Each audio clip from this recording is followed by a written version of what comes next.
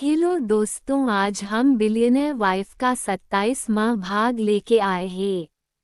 अगर आप हमारे चैनल पर पहली बार आए हैं तो चैनल को सब्सक्राइब करें ताकि कहानी के आगे के एपिसोड पब्लिश होते ही आपको नोटिफिकेशन मिल जाए।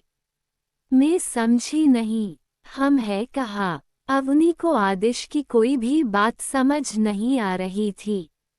इंडोनेशिया, आदिश ने सामने देखकर कहा।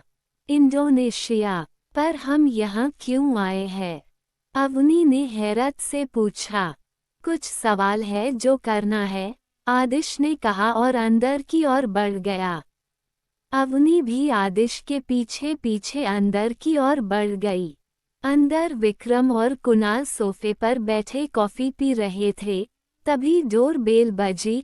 अनन्या किचन से होते हुए लिविंग रूम में आई और कुणाल और विक्रम को घूरते हुए डोर खोलने चली गई। जैसे ही अनन्या ने डोर खोला, सामने खड़े आदिश और अवनी को देख शॉक हो गई। उसकी तो जैसे बोलती ही बंद हो गई थी, वही सामने खड़ी अवनी की हालत तो उससे भी ज्यादा खराब थी। अवनी कांपने लगी थी। आदिश ने धीरे से अवनी के हाथों को पकड़ लिया जिससे वो अवनी को रिलैक्स कर सके। मॉम, आप जी जिंदा है? अवनी ने अपने कांपती आवाज में कहा। क्या हुआ अनन्या, कौन है डोर पर? पीछे से विक्रम ने आते हुए पूछा, क्योंकि अनन्या को बहुत टाइम हो गया था। विक्रम ने जैसे ही अपने सामने आदिश और अवनी को देखा वो भी हैरान हो गया। आदिश ने अवनी का हाथ पकड़े हुए ही घर के अंदर ले गया। अंदर उसकी नज़र सोफे पर बैठे कुणाल पर पड़ी। अब तक जो उसने खुद को इतना मजबूत कर रखा था, कुणाल को देख अब वो टूट रहा था। वही कुणाल की आंखों में भी नमी थी। वो उठकर आदिश के पास आने को हुआ कि आदिश ने हाथ के इशारे से रोक दिया। वही रुक जाए मिस्टर मेहता, आदिश ने दिल को मजबूत कर कहा था। अनन्या और विक्रम भी अंदर आ गए थे। उन सबको देख अवनी की आंखों से आंसू बंद ही नहीं हो रहे थे।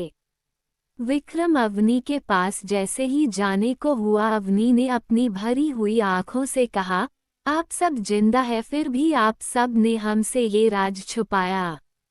क्या हम वाकई आपके सगे बच्चे हैं जो आपने हमें बचपन से ही अनाथ कर दिया? जानते हैं कितना तड़पे हैं हम आपके लिए, आपके प्यार के लिए।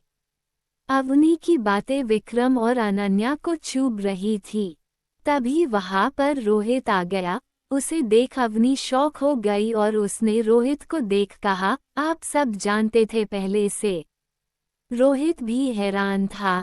तभी आदिश ने सबकी ओर देख कहा, शक तो मुझे प्रेजेंटेशन वाले दिन ही हो गया था, जब अवी ने वो प्रेजेंटेशन सबमिट की थी। वो प्रेजेंटेशन डे मिस्टर मेहता ने बनाई थी, है ना? आप सभी को क्या लगा था आप सब हमें धोखे में रखेंगे और हम बेवकूफ़ बन जाएंगे? आदिश ने इस बार थोड़ा गुस्से से कहा। मतलब आपने मुझसे झूठ कहा था कि आप भी उस बॉम्ब ब्लास्ट में बचे हैं, पर अभी खतरा है इसलिए अभी आप बाहर किसी को नहीं बताना चाहते। मतलब में सिर्फ एक जरिया थी। आवाज ने रुआसा होते हुए कहा। नहीं अभी हम दूर जरूर थे, पर हमारे आदमी हर वक्त तुम्हारी रक्षा कर रहे थे। हमारी मजबूरी थी कि हम तुम्हारे सामने नहीं आ सकते थे, वरना हमारे दुश्मनों को खबर पहुंच जाती और आशिका की जान पर बन आती। इस बार विक्रम ने कहा। मॉम, एक मिनट मॉम कहाँ है? आदिश ने कहा। आदिश की बात सुन सब खामोश हो गए। आदिश ने गुस्से से सामने पड़ी कांच की टेबल पर जोर से लात मारी। मैंने पूछा मॉम कहाँ है? आदिश ने लगभग चीखते हुए कहा।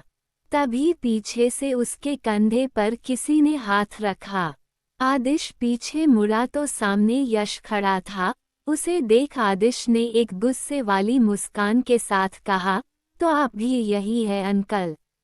आदिश को अब बहुत ज्यादा गुस्सा आ रहा था। उसने सबको एक नज़र गुस्से से देखा और कहा, तो कोई कुछ नहीं बोलेगा? हाँ, तो फिर ठीक है, मेरी मॉम को मैं खुद ढूंढ लूंगा। चलो अवनी, हम और एक पल यहाँ नहीं रहेंगे। अवनी भी पूरी तरह टूट चुकी थी, इसलिए उससे आदिश की बात सही लगी। उसने एक नज़र अपने मॉम डैड को देखा, फिर आदिश का हाथ पकड़ बाहर की ओर जाने लगी। सब कुणाल को आस से देखने लगे। कुणाल ने लंबी सांस ली और जाते हुए आदिश को देख कहा, जानना नहीं चाहोगे आखिर ऐसा क्या हुआ कि हमें ये सब करना पड़ा? आदिश और अवनी की पैर वही थम से गए। उनकी आंखों में भी नमी थी। वो दोनों कितना भी नकार ले पर थे तो वो उनके माँ बाप। अवनी ने आदिश के हाथ को कसकर पकड़ लिया तो आदिश ने अवनी की ओर देखा जिसकी आंखें नम थी। आदिश पीछे मुड़ा और कुणाल को देख कहा, बेशक मैं जानना चाहता हूँ पर अभी मेरी अवी की तबीयत ठीक नहीं है, तो हम रात को दोबारा आएंगे। तुम यहीं रुक जाओ बेटा प्लीज। इस बार अनन्या ने कहा, जो कब से चुप खड़ी थी। अवनी अभी बहुत ज्यादा घबराई हुई थी। ये सब उसके लिए अनएक्सपेक्टेड था। अवनी ने आदिश की ओर देखा तो आदिश समझ गया और उसने अनन्या की तरफ देखा में अपनी गर्दन हिलाई। आदिश की हाँ सुन सब के चेहरे थोड़े नॉर्मल हुए। फिर अनन्या ने आदिश और अवनी को एक कमरे की ओर इशारा किया। आदिश डोर पर गया और जैसे ही अवनी को अंदर जाने को कहा तो अवनी ने आदिश का हाथ कसकर पकड़ लिया। प्लीज नहीं, अवनी ने धीरे से कहा। आदिश भी कमरे में चला गया। उसने अवनी को बेड पर लिटाया और ब्लैंकेट उड़ाकर कहा, मैं दूसरे रूम में रेस्ट कर रहा हूँ। वो जाने को हुआ कि अवनी ने आदिश के हाथ को कसकर पकड़ लिया और ना में अपनी गर्दन हिला दी। वो आज बेहद टूट चुकी थी। आदिश वही सिरहाने बैठ गया और उसका सिर सहलाने लगा। वही बाहर खड़ी अनन्या के चेहरे पर एक स्माइल आ गई। अनन्या बाहर सबके सामने आई तो अनन्या ने कुणाल को देख कहा, अब हम क्या करेंगे? भाई, आपको पता था कि आदि और अवनी यहाँ आ रहे हैं? नहीं, मुझे नहीं पता था। इनफैक्ट मुझे तो मेरे आदमियों ने ये बताया था कि वो दोनों कुछ दिनों को लिए बाहर जा रहे हैं। कुणाल ने कहा।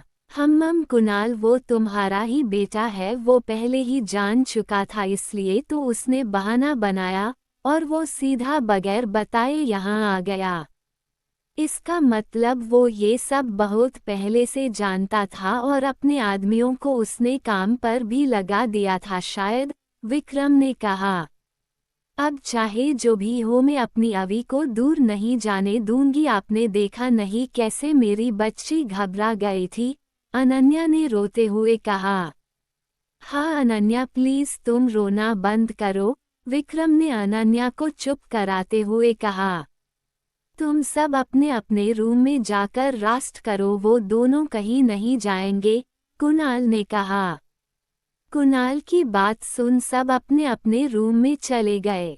वही रूम में, आदि प्लीज मुझे माफ कर दो, मुझे नहीं पता था कि। अवनी ने आगे बोलना चाहा पर आदिश ने उसके होठों पर फिंगर रख उसे चुप करा दिया। जानता हूँ मैं और तुम क्यों परेशान हो रही हो, वैसे भी मैं जानता हूँ इन सब में तुम्हारी कोई गलती नहीं है। आदिश ने अवनी को रिलैक्स करवाया। आदि, आशिका आंटी कहाँ है? अवनी ने कुछ सोचकर पूछा। नहीं जानता पर जल्दी ही पता कर लूँगा, तुम प्लीज अभी आराम करो, हम इस बारे में बाद में बात करेंगे, आदिश ने अवनी की आंखें बंद कर कहा। हम ठीक है, अवनी ने कहा और आदिश का हाथ पकड़ सो गई। काफी देर तक आदिश अवनी को देखता रहा, तभी डोर खुला और कुणाल अंदर आया। उसने जब आदिश और अवनी को देखा तो उसके चेहरे पर मुस्कान आ गई। आदिश ने पीछे मुड़कर देखा तो पाया कुणाल उन दोनों को देख मुस्कुरा रहा था। कुणाल ने आदिश को बाहर आने का इशारा किया और वहां से चला गया। आदिश ने अवनी के हाथ से हाथ छुड़ाया और उसे अच्छे से लिटाकर ब्लैंकेट से कवर कर लाइट ऑफ कर सीधा बाहर की ओर बढ़ गया।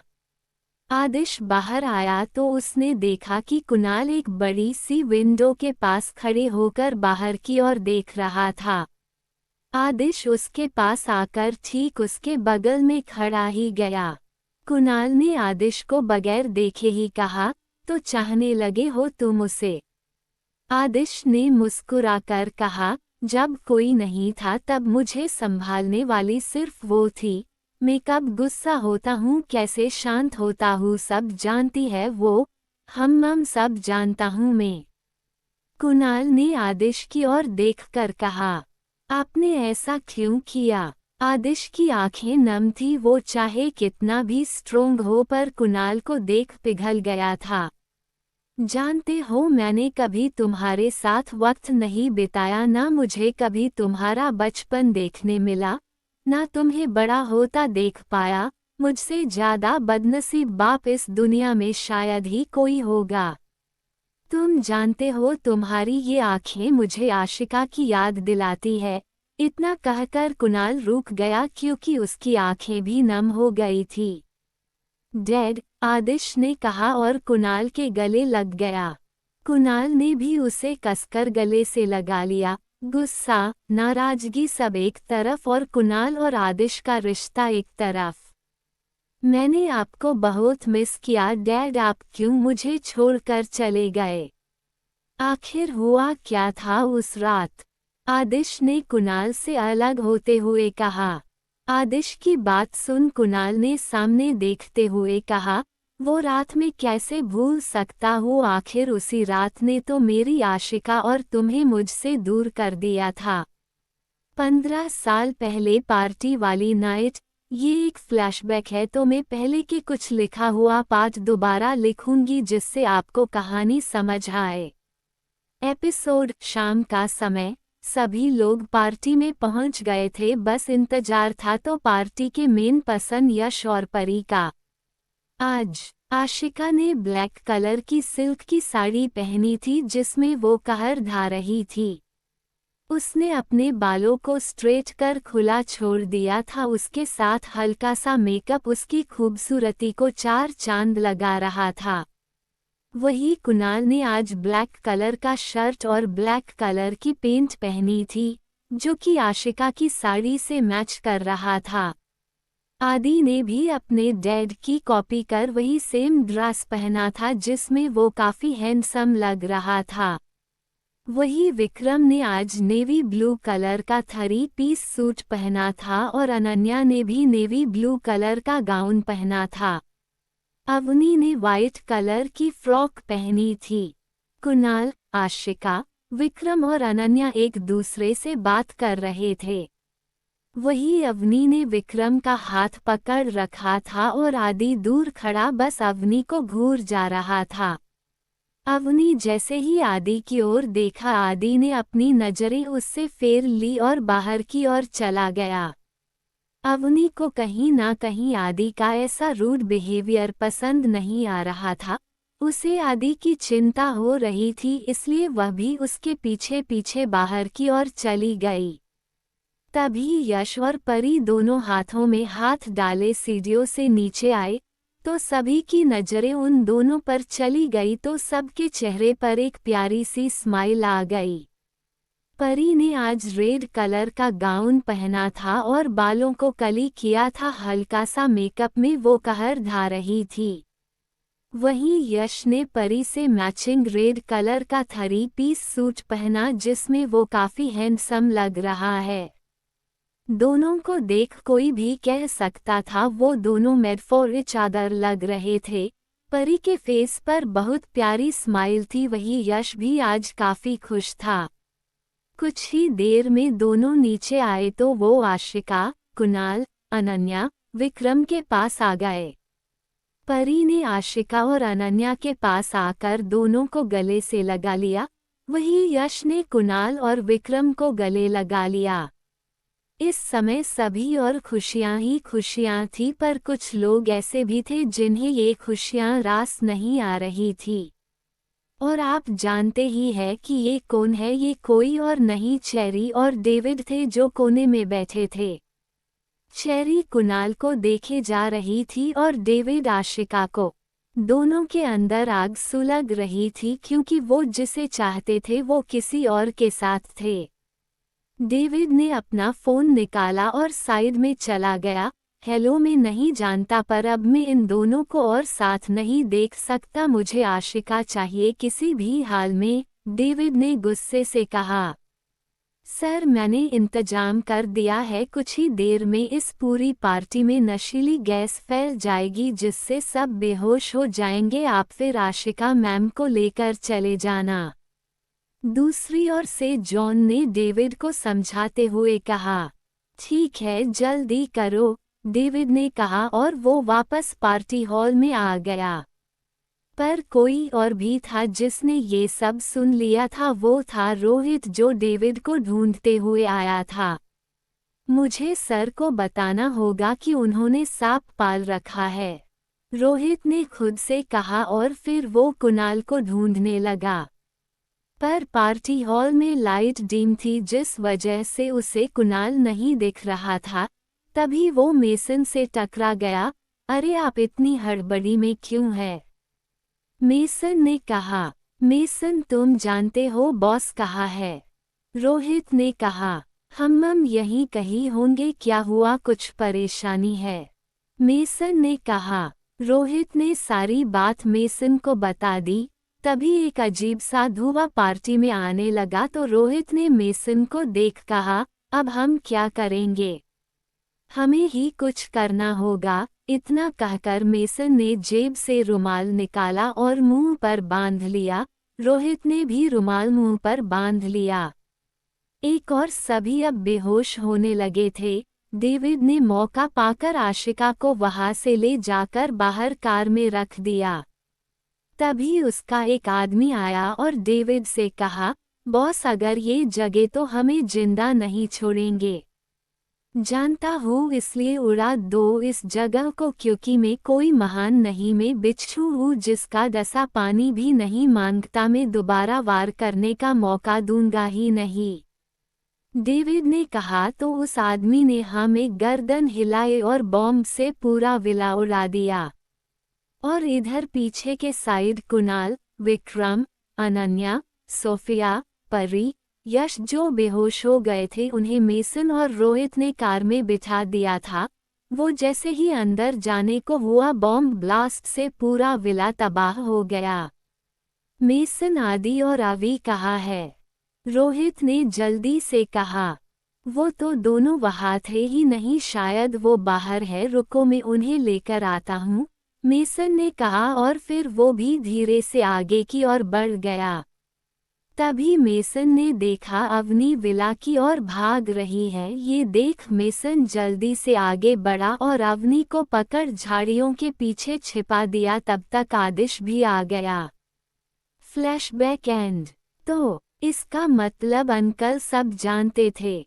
आदिश ने हैरानी से कुणाल को देख पूछा। डेविड को पता चल गया था कि तुम और अवी जिंदा है, इसलिए मेसन को मैंने ही कहा कि तुम दोनों को ये बात ना पता चले, क्योंकि अभी तुम छोटे थे और मुझे तुम्हारी मॉम को भी ढूंढना था, कुणाल ने कहा। Flashback and. आपका कहने का मतलब है कि मॉम वो उस आदमी के पास है? आदिश ने कहा। हाँ, कुणाल ने कहा। उसे तो मैं नहीं छोड़ने वाला, आदिश ने गुस्से से कहा। वो आगे कुछ कहता तभी उसको अवनी के चिल्लाने की आवाज आने लगी। आदिश कमरे की ओर दौड़ पड़ा। वही बाकी सब भी अवनी की आवाज सुन डर गए और उसकी रूम की ओर गए। आदिश कमरे में गया और अवनी को गले से लगाकर उसकी पीठ सहलाने लगा। विक्रम और अनन्या ने जब अपनी बेटी को ऐसे देखा तो उन्हें खुद का दिल टूटता सा महसूस हुआ। वो आगे बढ़ने को हुए कि कुणाल ने उन्हें रोक दिया। कुछ देर बाद अवनी शांत हो गई तो आदिश ने उसे बेड पर आराम से लिटाया और अच्छे से ब्लैंकेट उड़ाकर वो बाहर आ गया। आदि, क्या हुआ मेरी बच्ची को? अनन्या ने आदिश के बाहर आते ही पूछा। वो रोज इसी तरह नींद में पैनिक होती है, आप नहीं जानते, पर जब से वो हादसा हुआ है ऐसा एक भी दिन नहीं गुजरा जब अभी रात में पैनिक ना हुई हो, आदिश ने कहा। विक्रम अवनी के रूम में चला गया, उसके जाते ही अनन्या भी उसके पीछे चली गई। बाकी सब अपने अपने रूम में चले गए। जाओ आराम कर लो, कुणाल ने कहा। डैड, क्या मैं आपके साथ सो सकता हूँ? आदिश ने धीरे से कहा। कुणाल ने सुना तो हाँ में गर्दन हिलाए और कमरे की ओर बढ़ गया। सुबह का समय, आदिश आराम से सो रहा था। उसे देख कोई भी कह सकता था कि वो बहुत सुकून से सो रहा था। वही कुणाल अपने बेटे को ध्यान से देख रहा था और धीरे धीरे उसके सिर को भी प्यार से सहला रहा था। जानता हूँ कि तुम भले ही कितना भी दिखा दो कि तुम ठीक हो, पर तुम अंदर से कितना दुखी हो ये सिर्फ मैं ही जानता हूँ। पर अब मैं तुमसे वादा करता हूँ कि अब सब ठीक होगा, अब मैं तुम्हें खुद से दूर नहीं होने दूंगा, कुणाल ने मन ही मन खुद से कहा। फिर उठकर वॉशरूम चला गया। वहीं दूसरी ओर अवनी की नींद खुली तो उसे ऐसे लगा जैसे उसके दोनों हाथ किसी ने पकड़ रखे हैं। अवनी ने अपने आसपास देखा तो पाया एक और विक्रम और दूसरी ओर अनन्या उसके बेड के सिरहाने बैठे थे और उनके हाथ में अवनी का हाथ था। अवनी उठकर बैठ गई, उसकी हरकत से विक्रम और अनन्या की नींद खुल गई। अभी बेटा, विक्रम ने कहा ही था कि अवनी ने गुस्से से कहा। नहीं, कोई नहीं हूं मैं आपकी। इतना कहकर अवनी उठी और सीधा बाहर चली गई। उसका यूं रूड बिहेवियर देख अनन्या और विक्रम की आंखों में नमी आ गई। अनन्या ने नम आंखों से विक्रम को देखा तो विक्रम ने उसे शांत रहने को कहा। दोनों ही अवनी के पीछे पीछे आ गए। अवनी ने बाहर आकर थोड़ा तेज आवाज में कहा, आदि आदि कहाँ हो तुम? आदिश अभी सो रहा था पर अवनी की आवाज सुन वो उठकर बैठ गया। वॉशरूम से कुणाल बाहर आया और आदिश की ओर देख कहा, ये अभी को क्या हुआ? आदिश ने कहा, पता नहीं डैड, चलिए देखते हैं। दोनों नीचे आए। अवनी ने जैसे ही आदिश को देखा उसने उसके पास जाकर कहा, आदि मुझे अब यहाँ नहीं रुकना, चलो यहाँ से। आदिश हैरान हो गया, उसने एक नज़र विक्रम और अनन्या को देखा जिनकी आंखें नम थी। आदिश सब समझ गया, उसने विक्रम और अनन्या को आंखों से शांत रहने का इशारा किया और अवनी का हाथ पकड़ उसे एक कमरे में ले गया। विक्रम, हमारी अवी हमसे नफरत करती है, मैं उसकी नफरत नहीं सह पाऊंगी, अनन्या ने रोते हुए कहा। नहीं अनन्या, कैसी बात कर रही हो? मैंने आदि को रात को ही समझा दिया है और तुम घबराओ मत, वो अवी को समझा देगा, कुणाल ने अनन्या से कहा। विक्रम ने उसके कंधे पर हाथ रखा तो अनन्या सीधे उसके सीने से जा लगी। सब ठीक हो जाएगा, वो हमारी बेटी है, विक्रम ने अनन्या का सिर सहलाते हुए कहा। कुछ देर बाद अवनी और आदिश कमरे से बाहर आए। अवनी की आंखों में आंसू थे, वो सीधा अपने डैड के पास गई और सीधा उनके गले जा लगी। Dad, I am sorry, please अपनी अवी को माफ कर दो, अवनी ने गले लगे ही कहा। आदिश अपने डैड कुणाल के पास जाकर खड़ा हो गया। विक्रम ने भी कसकर अपनी प्रिंसेस को गले से लगा लिया और उसका सिर सहलाने लगे। विक्रम ने अनन्या को भी गले लगा लिया। उनको देख आदिश की आंखों में नमी आ गई। उसने कुणाल की ओर देखा, फिर कहा, डैड, हम मॉम को ढूंढ कर रहेंगे। कुणाल ने हमें गर्दन हिलाए और फिर वो दोनों स्टडी रूम में चले गए जहां पर रोहित, यश और मेसन पहले ही थे। मेसन को देख आदिश ने झूठा गुस्सा करते हुए कहा, आप बात मत करना मुझसे। अरे तो तुम मेरे से क्यों नाराज हो? मुझे बॉस ने मना किया था और ये सब तुम्हारे लिए ही था, मेसन ने कहा। हाँ हाँ सब पता है मुझे, आदिश ने रूठते हुए कहा। कुणाल, रोहित और यश मुस्कुरा दिए। आदिश ने कुछ सोचते हुए कहा, अब हम आगे क्या करेंगे?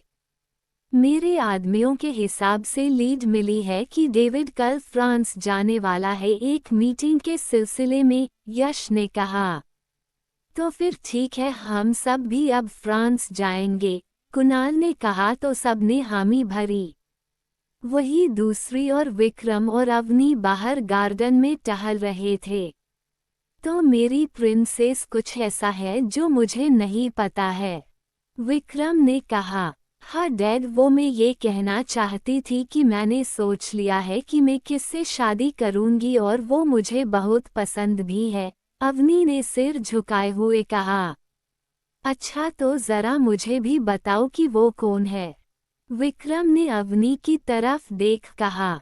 वो अवनी को डर भी लग रहा था और शर्म भी आ रही थी। मैं हूँ वो, पीछे से आदिश ने आते हुए कहा। आदिश की बात सुन विक्रम और अवनी ने पीछे मुड़कर देखा। आदिश आया और सीधे विक्रम के सामने खड़े होकर कहा, मैं नहीं जानता कि आप मेरे बारे में क्या सोचते हैं, पर मैं बस इतना जानता हूँ कि मैं अवनी को चाहता हूँ और उसे हमेशा खुश रखूंगा, उसकी आंखों में कभी आंसू नहीं आने दूंगा। आदिश ने पूरे आत्मविश्वास से विक्रम की आंखों में देख कहा। फिर संजय का क्या? पीछे से आते हुए यश ने कहा। ओह गॉड अंकल, आपको क्या लगता है वो संजय अभी के लायक है? कुछ भी, पीछे से एक और आवाज आई। सभी ने पीछे मुड़कर देखा, सभी बस मुस्कुरा दिए। एक लड़की जिसने ब्लैक कलर के स्पोर्ट वेयर पहने थे, बालों को बांधा हुआ था, वो बेहद खूबसूरत लग रही थी। आदि, वो भागते हुए आई और सीधा जाकर आदि के गले जा लगी। अवनी ने हैरानी से उस लड़की को देखा, फिर आदिश को घूरने लगी। अरे प्रेरणा, तू कब आई? और तूने बताया भी नहीं, आदिश ने कहा। मैं आज सुबह ही आई हूँ, यश अंकल आए थे लेने, प्रेरणा ने पूरी बात नहीं बताई थी। प्रेरणा की बात सुन आदिश मुस्कुरा दिया, फिर उससे अलग होकर कहा, तुझे बहुत मिस किया यार मैंने। प्रेरणा ने सुना तो बस मुस्कुरा दी। वही अवनी ने एक नज़र प्रेरणा को देखा, फिर आदि को और वहां से चली गई। एक मिनट प्रेरणा, ये अवनी से मिलो, इससे तुम कभी मिली नहीं हो ना, आदिश ने प्रेरणा से कहा। पर अवनी तो वहां थी ही नहीं।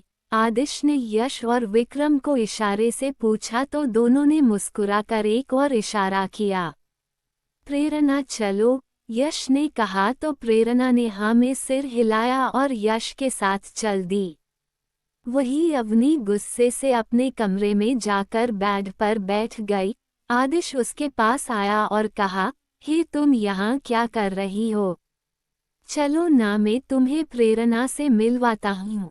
अवनी ने घूरकर आदिश को देखा, फिर मुंह फेरते हुए कहा, मुझे नहीं मिलना, तुम्हारी प्रेरणा से खुद ही मिलो। ओह तो मैडम को जेल सी हो रही है, चलो थोड़े मजे लिए जाए, मन ही मन खुद से कहकर आदिश ने अवनी को देख कहा। हाँ हाँ ठीक है, वैसे हम अभी बाहर जा रहे हैं तो तुम रहने ही दो। इतना कहकर आदिश जाने लगा।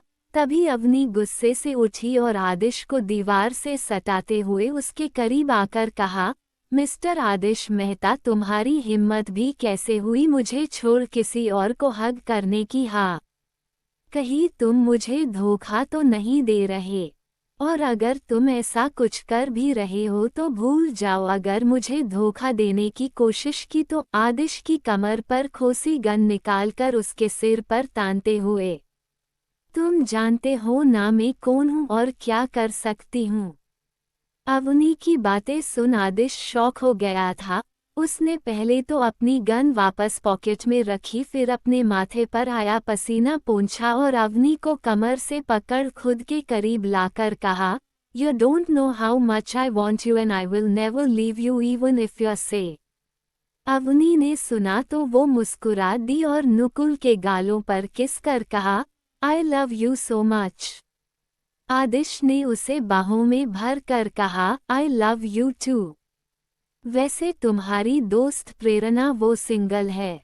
अवनी ने पूछा। हम्मम वो किसी से प्यार करती है पर किससे ये नहीं पता, आदिश ने सोचते हुए कहा। हम्मम, अवनी ने कहा।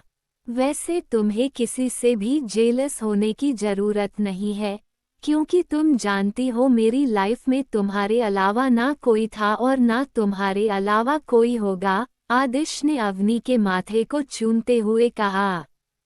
वही एक रूम में, हेलो आंटी आप कैसी है? प्रेरणा ने कमरे में आते हुए कहा। पर बेड पर बैठे शख्स ने कोई रिप्लाई नहीं दिया, तो प्रेरणा अंदर आ गई और उस शख्स को चेक करने लगी।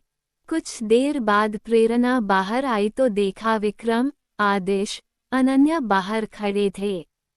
प्रेरणा बाहर आई तो यश ने तुरंत पूछा, क्या हुआ प्रेरणा? प्रेरणा ने सिर झुका लिया और कहा, मुझे डॉक्टर होते हुए भी कहना पड़ रहा है कि आंटी के लिए मैं कुछ नहीं कर पा रही। एक डॉक्टर तब तक अपने पेशेंट को ठीक नहीं कर सकता जब तक वो खुद ठीक होना ना चाहे। उन्हें अपने बच्चे के खोने का बहुत गहरा सदमा लगा है।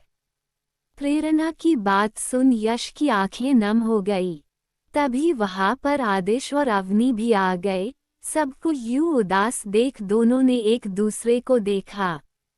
क्या हुआ? आदिश ने पूछा तो प्रेरणा ने उसे सब बता दिया।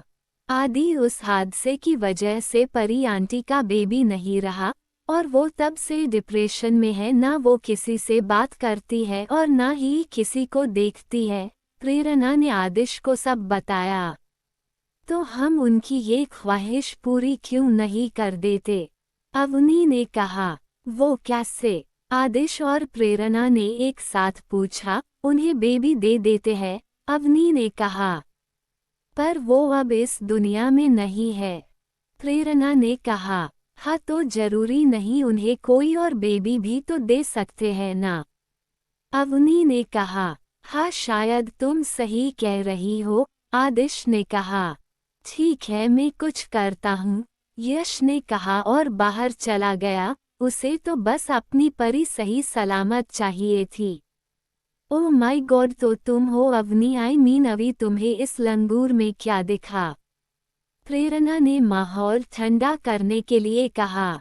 उसकी बात सुन बाकी सब हंस पड़े और आदिश प्रेरणा को घूरने लगा।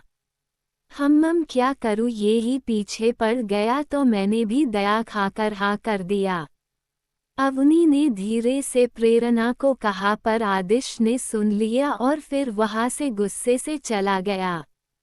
लगता है नाराज हो गया। प्रेरणा ने जाते हुए आदिश को देख कहा, मैं तुम दोनों के लिए बहुत खुश हूँ, आदि को कभी छोड़कर मत जाना। प्रेरणा ने अवनी का हाथ थामे कहा। अवनी ने हाँ में गर्दन हिलाई और फिर सब वहां से चले गए। शाम को यश घर आया तो उसके साथ एक लेडी थी जिसके हाथ में एक छोटा सा बेबी था। प्रेरणा ने कहा, मैं पहले अंदर जाती हूँ फिर आप सब आना। प्रेरणा की बात सुन सब ने हामी भरी। फिर प्रेरणा अंदर रूम में चली गई। अंदर जाकर उसने परी को देखा, फिर उसके सामने बैठते हुए कहा, आप अब कैसी है? उसकी बात पर परी ने कोई रिएक्शन नहीं दिया और सामने देखने लगी। प्रेरणा ने उस लेडी को अंदर आने का इशारा किया तो वो लेडी अंदर आ गई। उसके हाथ में बेबी था। प्रेरणा ने बेबी को बेड पर रखने का इशारा किया तो उस लेडी ने हाँ में अपना सिर हिलाया, फिर उस छोटे से बेबी को बेड पर रख दिया। वो बेबी नीचे रखते ही रोने लगा। परी ने जैसे ही बच्चे की आवाज़ सुनी वो उस बच्चे की ओर देखने लगी, फिर आगे बढ़कर उसे गोद में उठा लिया। गोद में लेते ही बच्चा चुप हो गया और परी को देखने लगा। परी मुस्कुराई और धीरे से उसके माथे को चूम लिया। गोद में लेते ही बच्चा चुप हो गया और परी को देखने लगा। परी मुस्कुराई और धीरे से उसके माथे को चूम लिया। प्रेरणा ने यश को इशारे से अंदर बुलाया तो यश अंदर आया। यश परी के पास गया तो परी ने यश को देख कहा, यश हमारा बेबी। यश ने आज पहली बार परी के मुंह से उसके लिए कुछ सुना था। उसकी आंखें नम हो गई और उसने आगे बढ़कर परी को हग कर लिया। प्रेरणा ने स्माइल की, फिर उसने उस लेडी को इशारा किया, फिर दोनों बाहर चली गई। उसके बाहर आते ही उसने सबको देख कहा, अब शायद वो ठीक हो जाए। सबके चेहरे खिल गए और फिर सब अपने अपने रूम में चले गए। कुणाल अपने रूम में बैठा आशिका की और उसकी पुरानी तस्वीरें देख रहा था। आखिर ऐसा भी क्या किया था हमने कि हम हर बार अलग हो जाते हैं आशिका। तुम नहीं जानती कि मैंने तुम्हें कितना ज़्यादा मिस कर रहा हूँ, पर मजबूर हूँ। बस एक बार मुझे पता चल जाए कि तुम कहाँ हो, फिर देखना मैं तुम्हें कभी खुद से दूर नहीं जाने दूंगा। कुणाल ने आशिका के फोटो को चूमते हुए कहा। तभी रूम में आदिश आया। उसने कुणाल के कंधे पर हाथ रख कहा, डैड आप फिक्र मत कीजिए, हम मॉम को ढूंढ लेंगे, देखना। कुणाल ने सुना तो मुस्कुरा दिया और आदिश का सिर सहलाते हुए कहा, हम जल्द ही मॉम को ढूंढेंगे। वही दूसरी ओर अवनी अपने रूम में बैठी थी। तभी वहां पर विक्रम आया और उसका सिर सहलाते हुए कहा, क्या बात है बेटा, परेशान लग रही हो। डैड मैं परेशान हूँ क्योंकि मैं ये सब जल्द से जल्द खत्म होते देखना चाहती हूँ। क्या पता कब ये सब खत्म होगा। अवनी ने कहा, हाँ मैं भी यही सोच रहा हूँ, ये सब खत्म होने के बाद हम वेकेशन पर चलेंगे, क्या कहती हो। विक्रम ने कहा, हाँ डैड बिल्कुल चलेंगे, हम सब चलेंगे। अवनी ने खुश होते हुए कहा, वैसे मुझे पता था कि तुम मेरे गैर मौजूदगी में हमारी कंपनी संभाल लोगी। तुमने काफी अच्छा किया। विक्रम ने कहा, क्या आपको सच में ऐसा लगता है। अवनी ने कहा, हाँ बिल्कुल मुझे लगता है। विक्रम ने फक्र से कहा, अब तुम सो जाओ और हाँ अब तुम बिल्कुल भी परेशान मत होना, तुम्हारे मॉम डैड हमेशा तुम्हारे साथ है। विक्रम ने कहा और उसके सिर पर किसकर बाहर चला गया। वही आदिश बाहर गार्डन में आकर बैठ गया क्योंकि उसे आशिका की याद आ रही थी। अवनी जब खिड़की बंद करने के लिए आई तो उसे गार्डन में बैठा हुआ आदिश दिखा। उसने कुछ सोचा, फिर नीचे किचन में चली गई। वो जब बाहर आई तो उसके हाथ में 2 मग थे, एक में चाय और एक में कॉफी। वो जैसे ही आगे बढ़ने को हुई उसने देखा प्रेरणा पहले ही आदिश के पास आकर बैठ गई थी और उसके हाथ में पहले से ही कॉफी मग थे। प्रेरणा ने आदिश को कप पकड़ाते हुए कहा, क्या बात है, आज मेरा दोस्त काफी उदास मालूम पड़ रहा है। मुझे चाय की सबसे ज्यादा जरूरत थी, थैंक्स। आदिश ने कप लिया और मुस्कुराकर कहा, बचपन से जानती हूँ तुम्हें। प्रेरणा ने कहा और आदिश के चेहरे को देखने लगी। अवनी ध्यान से प्रेरणा को देख रही थी क्योंकि उसका आदिश को देखने का तरीका थोड़ा अलग था, पर वो अभी इस बात को समझने की कोशिश कर रही थी। तो तुमने बता दिया उसको जिसे तुम चाहती हो, आदिश ने सामने देखते हुए कहा। अभी नहीं, शायद उसके दिल में कोई और है। ये बात उसने आदिश को देखते हुए कही थी। पर तुम उसे बता तो सकती हो ना, आदिश ने कहा। डर लगता है कहीं हमारी दोस्ती खराब ना हो जाए, वैसे भी मैं ही उसे चाहती हूँ, वो तो नहीं ना। प्रेरणा ने कहा, अरे तो तुम इतना परेशान क्यों हो रही हो।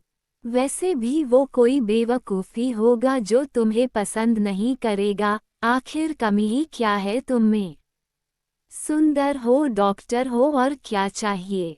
हम्मम तुम कहो तो उठवा ले उसे, आदिश ने कहा। हम्मम नहीं नहीं, उसकी कोई जरूरत नहीं है, वैसे भी तुम चाहकर भी उसका कुछ नहीं बिगाड़ सकते, प्रेरणा ने मुस्कुराकर कहा। ओह, क्या वो कोई डॉन है?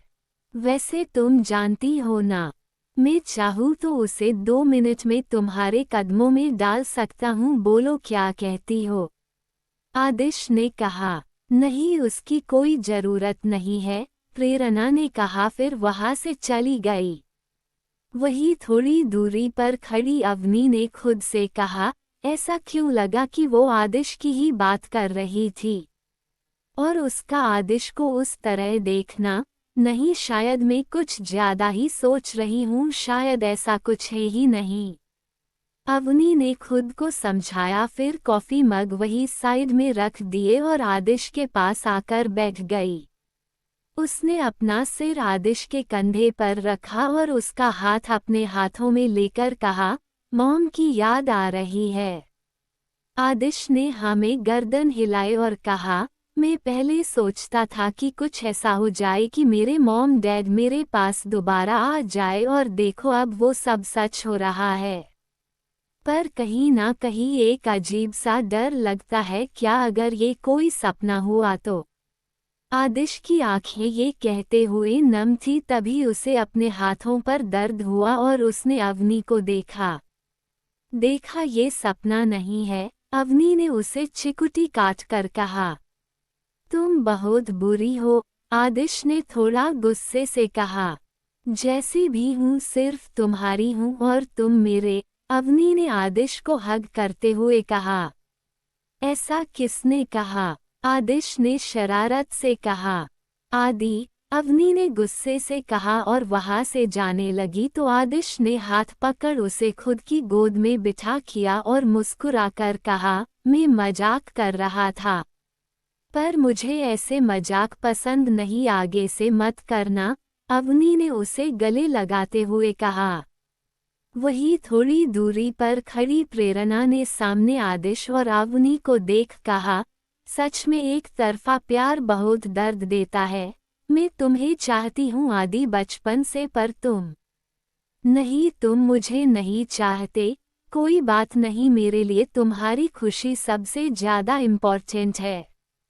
अगर तुम अपनी जिंदगी अवनी के साथ बिताना चाहते हो तो मैं तुम दोनों के बीच नहीं आऊंगी, पर मैं हमेशा तुम्हें ही चाहूंगी आदि, I love you so much.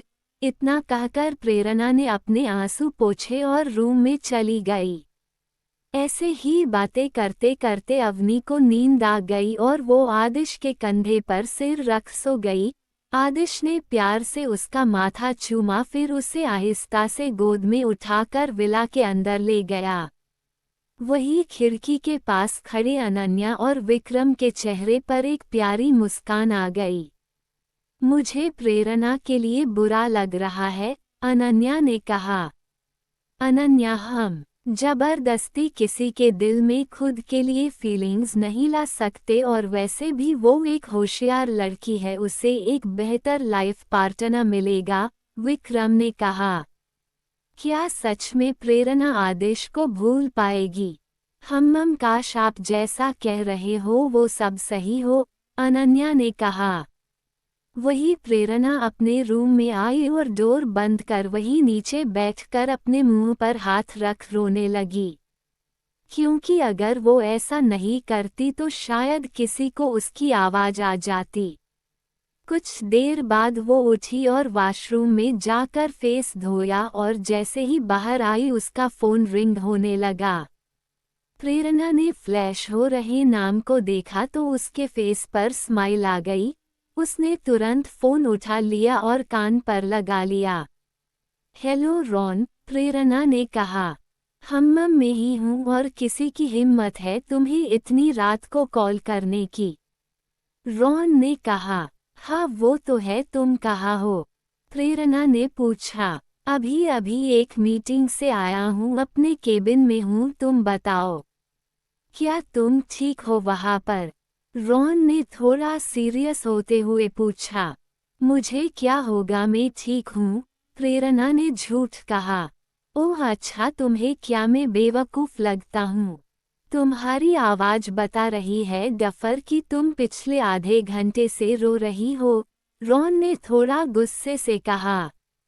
प्रेरणा ने कुछ नहीं कहा, वो सिसकने लगी तो रॉन ने चिढ़ते हुए कहा, तुम जानती हो ना कि वो किसी और से प्यार करता है, तो भूल क्यों नहीं जाती उसे? रॉन, मैं आदि को कैसे भूल सकती हूँ? तुम नहीं जानते कि मैं अभी किस दर्द से गुजर रही हूँ। अपने सामने अपने प्यार को किसी और का होते देखना कितना दुखदेही होता है, प्रेरणा ने कहा।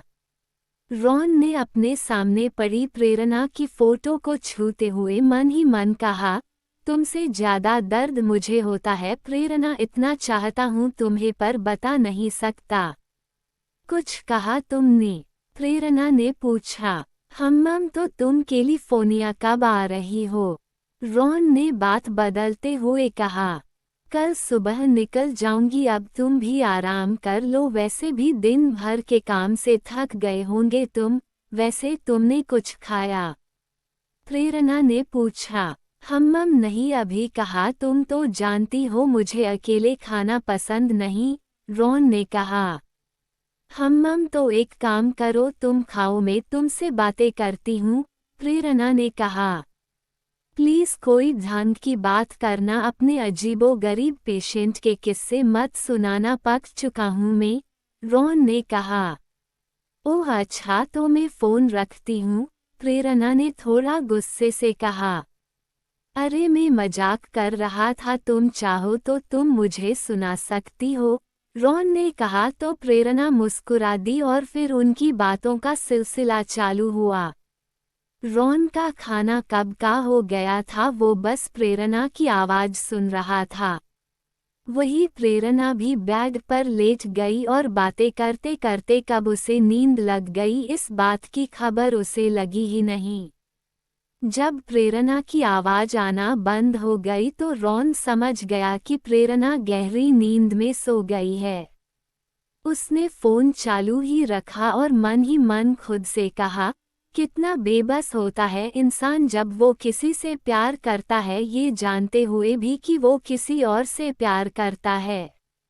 आखिर कमी क्या है मुझ में? बचपन से चाहता हूँ तुम्हें, बस एक बार तुम मुझे मौका दो, मैं तुम्हारी पूरी जिंदगी खुशियों से भर दूंगा। पर समझ नहीं आता कि कैसे कहूँ कि मैं तुम्हें बहुत चाहता हूँ। शायद तुम जितना प्यार आदि से करती हो, उससे कहीं गुना ज़्यादा प्यार करता हूँ मैं तुमसे। एक डर लगा रहता है, कहीं मैंने देर कर दी और तुम मुझसे और दूर हो गई तो कैसे जी पाऊंगा मैं तुम्हारे बिना? नहीं, मैं ऐसा कुछ नहीं होने दूंगा, तुम सिर्फ मेरी हो और कल जैसे ही तुम आओगी मैं तुमसे अपने प्यार का कन्फेशन करूंगा, फिर चाहे तुम हाँ कहो या ना।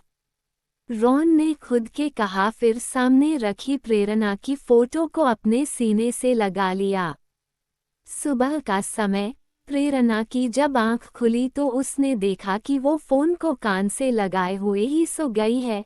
वो उठी और उसने जैसे ही फोन को देखा वो हैरान हो गई क्योंकि फोन रात से चालू ही था।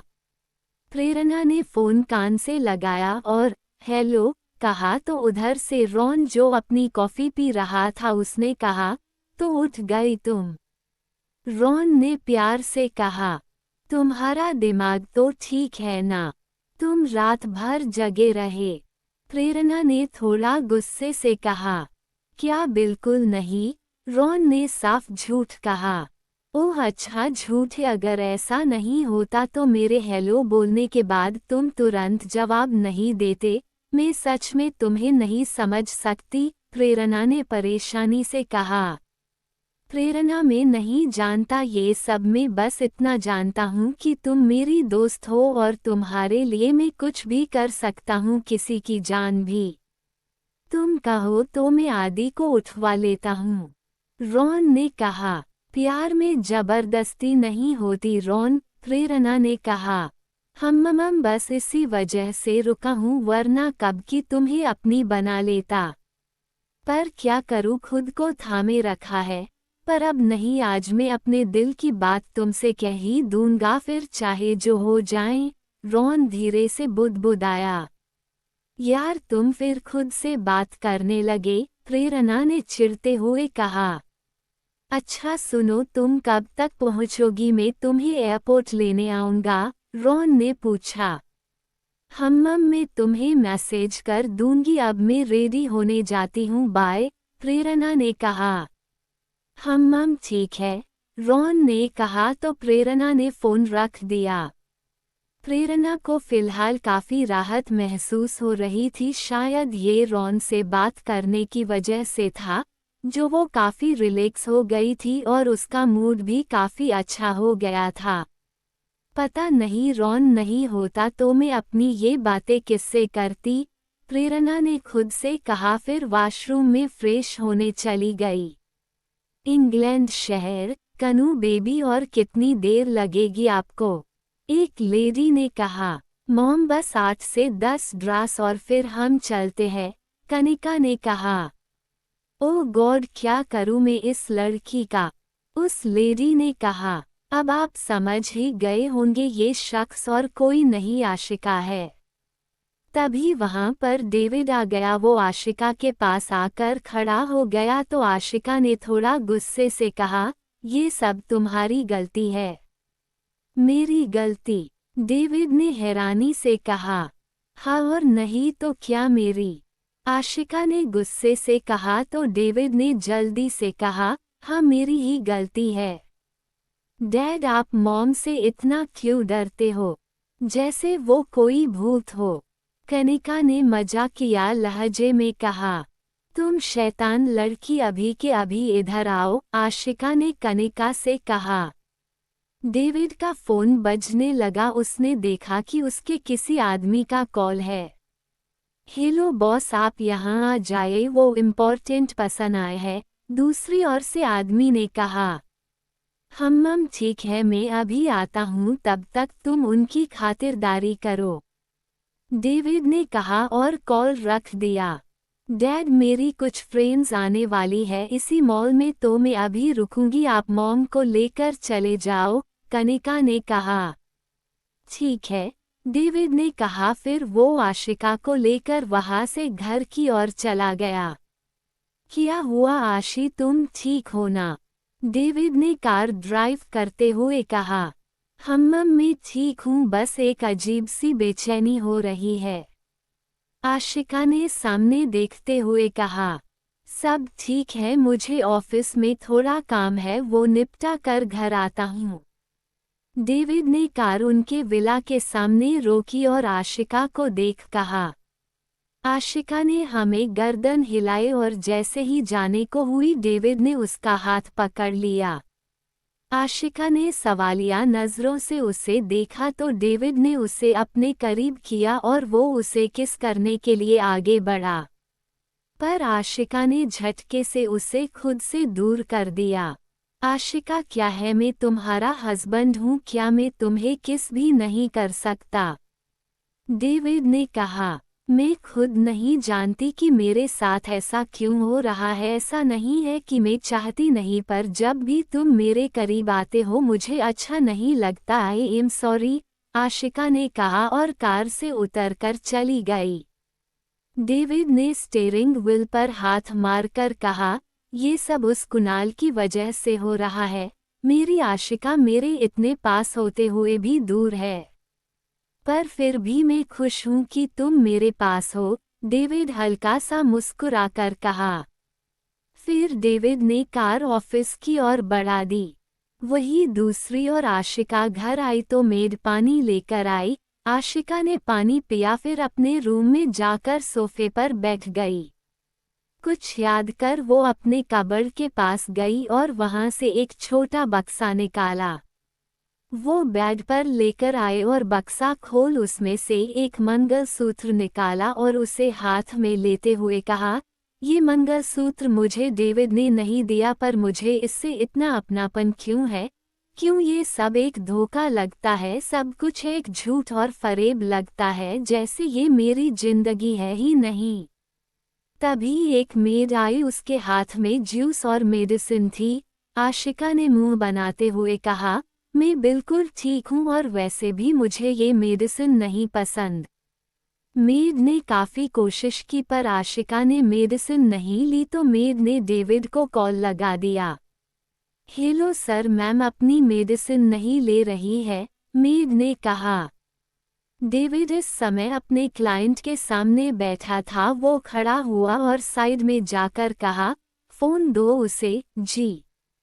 मेड ने कहा, फिर फ़ोन आशिका को थमा दिया और बाहर चली गई। ये क्या बच्चों वाली जिद है आशिका, डेविड ने कहा। मुझे ये मेडिसिन नहीं पसंद, वैसे भी मैं तो ठीक हूं ना, आशिका ने कहा। प्लीज़ मेडिसिन ले लो, अगर तुमने मेडिसिन नहीं ली तो तुम बीमार हो जाओगी, फिर मेरा और कनू का ध्यान कौन रखेगा, डेविड ने प्यार से मनाते हुए कहा।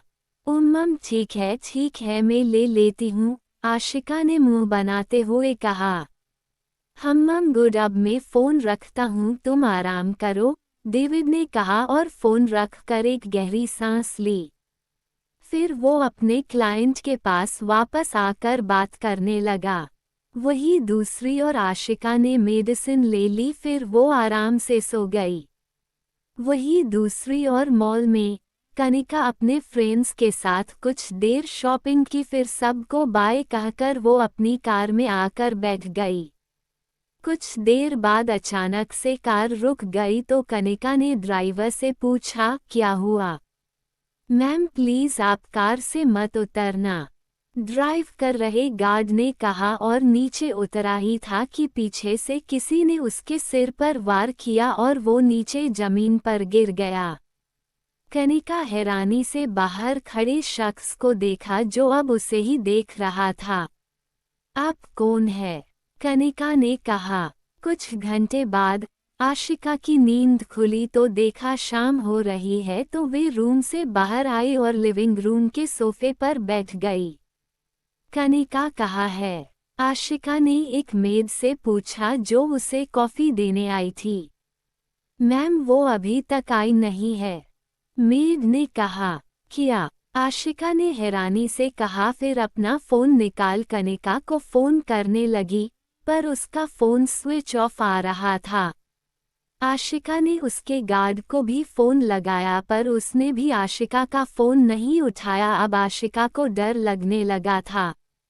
आशिका ने जल्दी से डेविड को कॉल किया, कुछ ही रिंग में सामने से कॉल उठ गया। क्या हुआ आशिका? डेविड ने पूछा।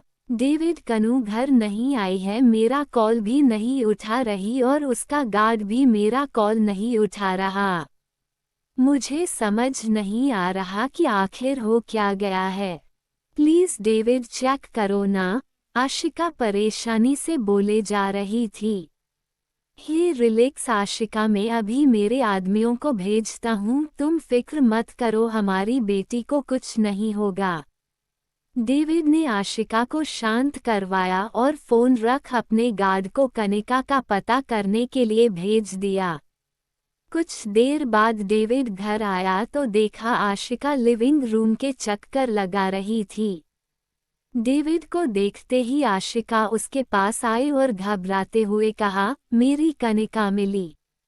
डेविड ने उसे पकड़ सोफे पर बिठाया और रिलैक्स कराते हुए कहा, देखो बेबी, कनिका को कुछ नहीं होगा। किसकी इतनी हिम्मत नहीं कि हमारी बेटी के साथ कुछ करे, मेरे गार्ड चारों तरफ है, कनिका को कुछ नहीं होगा। अगर उसे कुछ भी हुआ तो मैं मर जाऊंगी डेविड, आशिका ने रोते हुए कहा तो डेविड ने उसे गले से लगा लिया और उसकी पीठ सहलाते हुए कहा, उसे कुछ नहीं होगा, मैं उसे ढूंढ लूंगा। अगर कनिका को कुछ भी हुआ तो आशिका कहीं मुझसे दूर ना हो जाए। बहुत मुश्किलों से तुम मुझे मिली हो, अब मैं तुम्हें दोबारा नहीं खो सकता, डेविड ने खुद से ही कहा। तभी कुछ गाइस अंदर आए और अपना सिर झुकाते हुए कहा, बॉस, कनिका मैम को हमने सब जगह ढूंढ लिया पर वो कहीं नहीं मिल रही।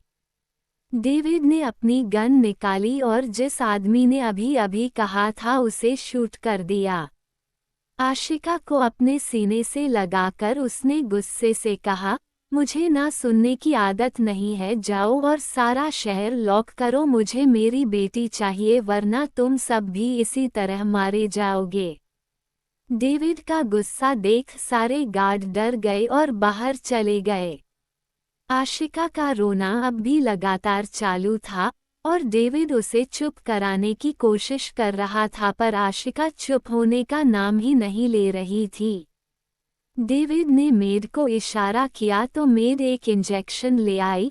डेविड ने वो इंजेक्शन आशिका को लगाया जिससे कुछ ही देर में वो नींद के आगोश में चली गई।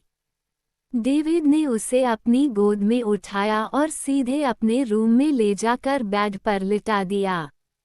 अच्छे से ब्लैंकेट कवर कर उसने आशिका के माथे पर किस कर कहा, अब मैं तुम्हें नहीं खो सकता, अगर तुम्हारी जान कनिका में बसती है तो मेरी जान तुम हो और मैं तुम्हारे लिए कनिका को पाताल से भी ढूंढ निकालूंगा, डेविड ने कहा और वो वहां से बाहर चला गया।